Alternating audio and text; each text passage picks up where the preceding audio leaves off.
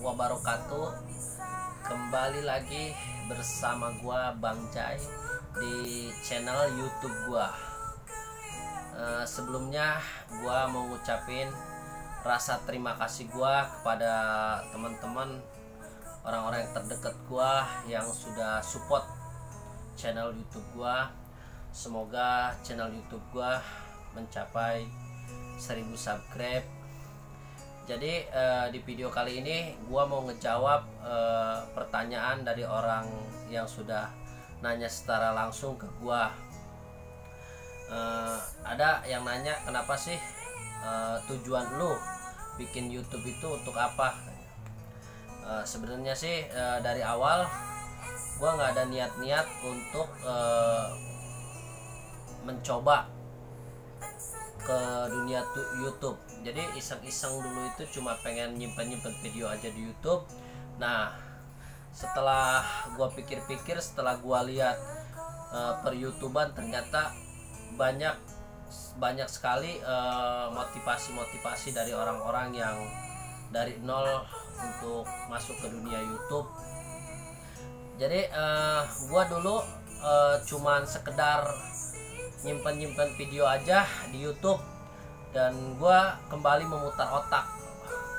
Gue mencoba gimana caranya gue harus bikin video yang bermanfaat buat teman-teman.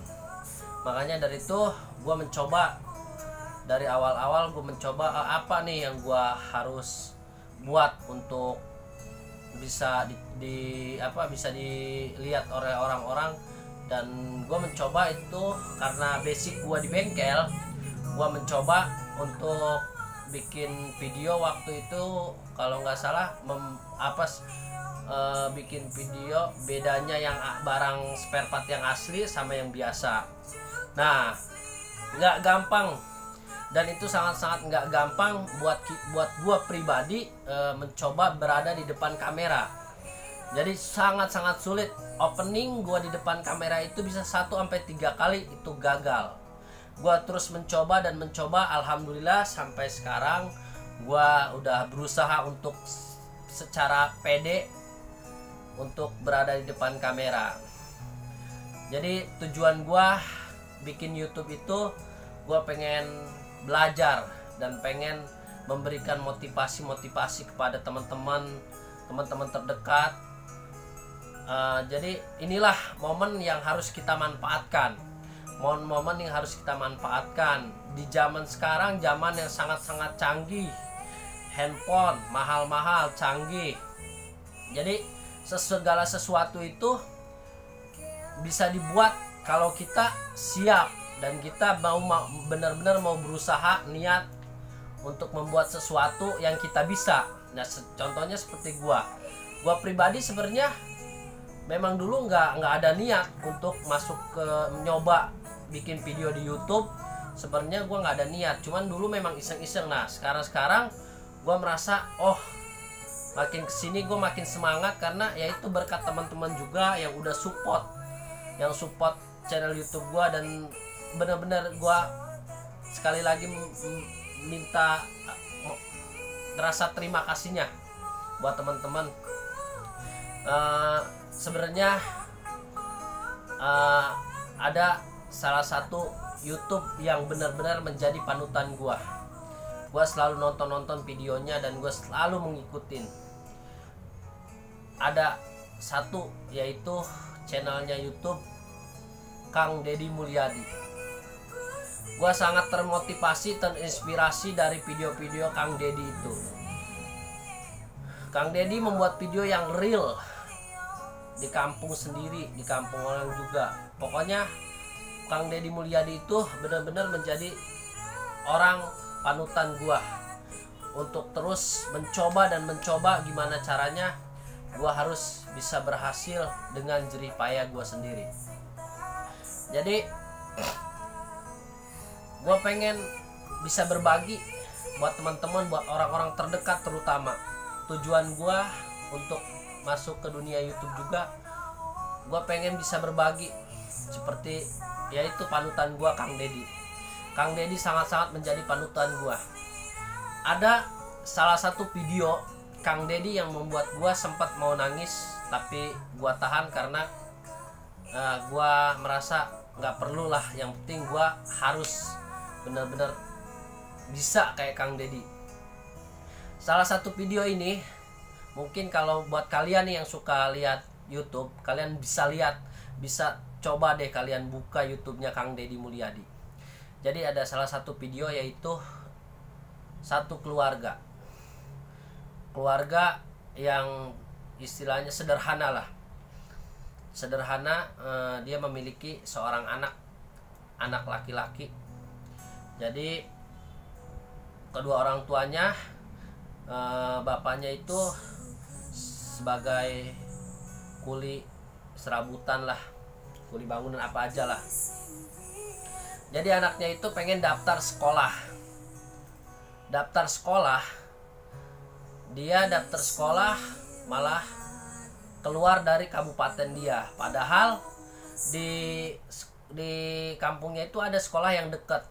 Nah, akhirnya bapaknya, keluarganya ngizinin untuk dia sekolah karena dia ikut teman-temannya yang keluar daerah itu juga sekolahnya. Pas itu memang waktu itu pendaftarannya melalui online, melalui sebuah handphone anaknya itu rusak dan ingin diperbaiki di counter. Nah, umur anaknya itu masih 15 tahun. Nah, udah gitu dia pergi ke counter bawa motor sendiri, dan ternyata di tengah jalan dia mendapat musibah, ditabrak oleh mobil dan yang nabraknya tabrak lari. Masuk rumah sakit lah itu anak. Masuk rumah sakit, biaya yang harus dikeluarkan, yang sudah masuk itu biaya, kalau nggak salah ya, mungkin nanti kalian bisa lihat videonya, baru masuk 5 juta. Sedangkan total keseluruhannya itu 70 juta. Yang masih sisa yang belum dibayarkan 40 juta. Pokoknya uang segitu itu bukan uang yang kecil, uang yang sangat besar. Sangat besar. 40 juta nggak bisa dibayar dengan semudah itu. Dan bapaknya dan ibunya pun terpaksa untuk menjual rumahnya. Rumahnya tidak akan mencukupi karena uangnya itu harus ada 40 juta. Nah, datanglah Kang Deddy, ngobrol-ngobrol panjang dengan orang tuanya. Kang Deddy kecewa kepada kedua orang tuanya, dan orang tuanya merasa bersalah yang sudah membebaskan anaknya di bawah umur bawa motor ke jalanan. Dan akhirnya kecelakaan. Yang susah siapa? Orang tuanya, yang harus membiayain orang tuanya. Dengan hati yang mulia banget Kang Deddy, akhirnya Kang Deddy membantu itu keluarga melunasi semua hutangnya yang ada di rumah sakit. Jadi itu sebuah pelajaran buat orang tua, buat anak-anak zaman sekarang yang masih di bawah umur. Kalau bisa janganlah memaksakan untuk bawa motor ke jalan, apalagi nggak bawa helm, karena dia belum punya surat izin mengemudi. Jadi yang menanggung itu keluarganya. Jadi itulah sebuah pelajaran. Nah, disitulah gue merasa gue pengen bisa jadi kayak Kang Deddy Mulyadi, bisa membantu orang-orang terdekat, bisa membantu orang-orang yang sangat membutuhkan. Gue di situ termotivasi untuk terus berkarya, dan gue harus bisa. Jadi Kang Deddy bilang sama si bapak itu, dia tidak menyalahkan si bapak, dan dia membantu itu bukan karena anaknya tapi karena orang tuanya. Jadi buat teman-teman, itulah kehidupan. Kalau kita orang yang tidak punya, jangan memaksakan untuk punya. Jadi sederhana aja. Jadi kalau misalnya kita nggak boleh memaksakan keadaan. Kalau misalkan kita harus melihat orang tua kita orang yang biasa-biasa aja, tidak memiliki banyak uang. Jadi kita harus ngukur diri. Katakan Dedi mah, kita tuh harus ngukur diri, jangan memaksakan diri.